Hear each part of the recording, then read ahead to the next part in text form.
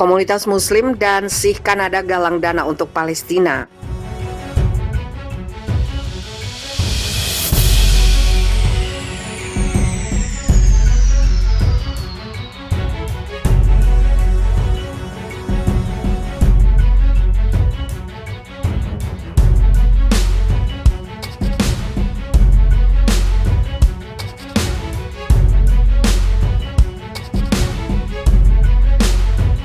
Komunitas motor Muslim dan Sikh di Kanada menggelar aksi solidaritas bersama guna menunjukkan dukungan terhadap warga Palestina.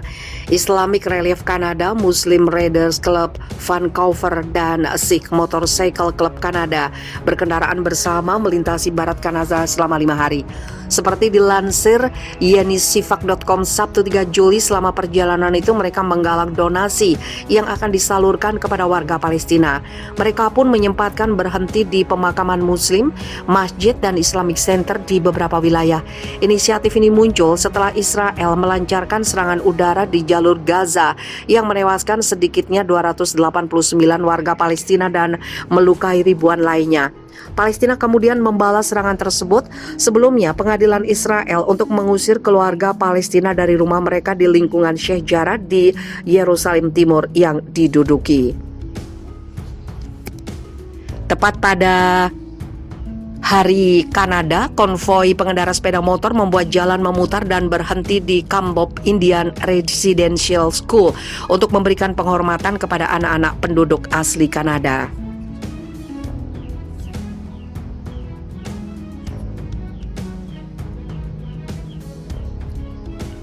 Secara keseluruhan, 139 sekolah perumahan pribumi Kanada didirikan di seluruh negeri, yang terakhir ditutup pada 1996. Sekitar 150.000 anak penduduk asli Kanada First National diambil dari orang tua mereka dan dipaksa untuk belajar di sekolah-sekolah itu. Tujuannya adalah untuk menanamkan budaya kulit putih sedari kecil. Polisi mengatakan 10 gereja dirusak pada Hari Kanada di Calgary, Alberta.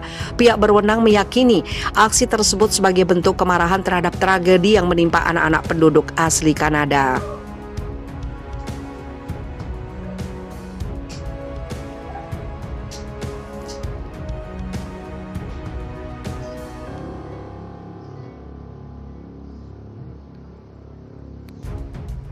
Waspada, Israel disarankan segera duduki jalur Gaza dan gulingkan milisi Palestina. Menurut Lembaga Penelitian Keamanan Israel, kegagalan berulang kali menghalangi pengaruh milisi Palestina membuat Israel perlu menduduki jalur Gaza dan menggulingkan gerakan perlawanan Islam Palestina itu. Kantor berita Sama melaporkan dalam artikel yang ditulis pakar keamanan Israel dari Institut Strategi dan Keamanan Yerusalem, Omer Dostri, mengatakan Israel memiliki hak untuk mengadopsi pendekatan bertahap dalam menghadapi berbagai ancaman yang dihadapinya. Israel harus menangani setiap ancaman secara terpisah, dari yang paling ringan hingga yang paling berat, dengan fokus sebanyak mungkin pada ancaman paling serius yang dihadapinya, yaitu program nuklir Iran, ungkap Dostri. Dostri menegaskan pendekatan ini pertama-tama membutuhkan kebijakan untuk menghalangi milisi Palestina dengan tujuan menggulingkan kekuasaannya sebagai langkah menuju ancaman berikutnya.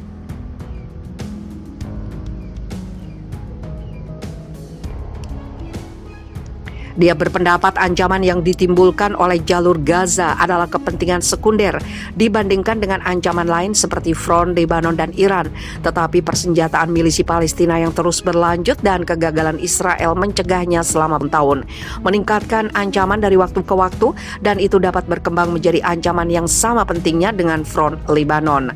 Peneliti Israel itu mengklaim dalam perang multi pertempuran, Israel diharapkan berperang di 3 front utama, yaitu Lebanon, dataran tinggi Golan, dan Gaza. Sementara serangan udara yang dilakukan oleh rudal jarak jauh atau alat peledak dari Irak dan Yaman menyediakan lahan subur untuk pangkalan militer Iran melalui milisi Irak dan Houthi di Yaman. Dan dalam situasi seperti itu, milisi Palestina mungkin menjadi pengganda kekuatan bagi upaya Iran menyakiti Israel. Setelah menggulingkan milisi Palestina, Dostri mendesak Israel harus memperkuat pencegahannya terhadap Hizbullah di Lebanon dan kemudian fokus secara eksklusif pada ancaman program nuklir militer Iran.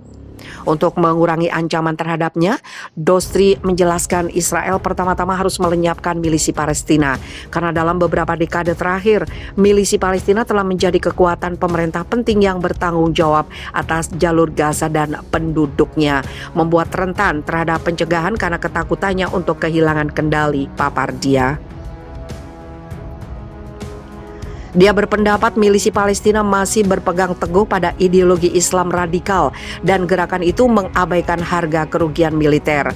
Dostri menyatakan Israel harus menanggapi milisi Palestina dengan lebih banyak daya tembak terhadap target dengan kualitas yang jauh lebih tinggi dan dengan jumlah serangan yang jauh lebih besar terhadap peluncuran roket apapun dari Gaza.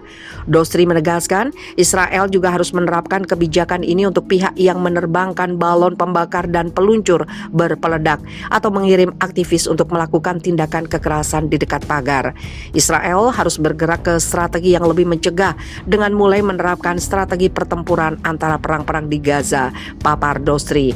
Saran tersebut harus ditanggapi secara waspada oleh milisi Palestina dan kekuatan perlawanan lain di jalur Gaza termasuk Jihad Islam. Dunia Islam yang selama ini menentang pendudukan Israel juga harus segera merespon sikapnya terhadap potensi upaya Zionis menduduki jalur Gaza. Upaya Israel menduduki jalur Gaza jelas akan dilakukan secara militer dan memicu perang besar di wilayah tersebut.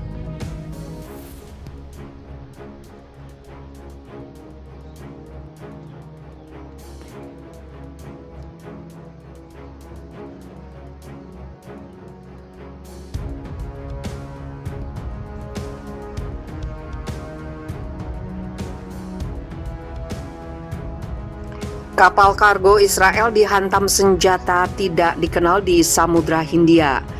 Sebuah kapal kargo Israel, Hyperion 2, dihantam oleh senjata tidak dikenal pada Sabtu 3 Juli di Samudra Hindia.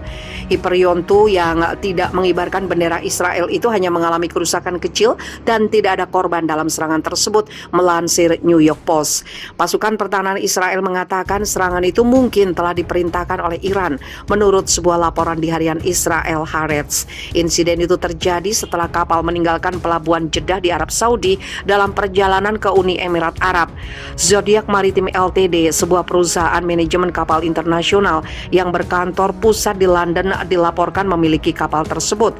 Tapi menurut laporan Jerusalem Post, perusahaan itu mengaku tidak memiliki atau mengelola CSAV Tindal.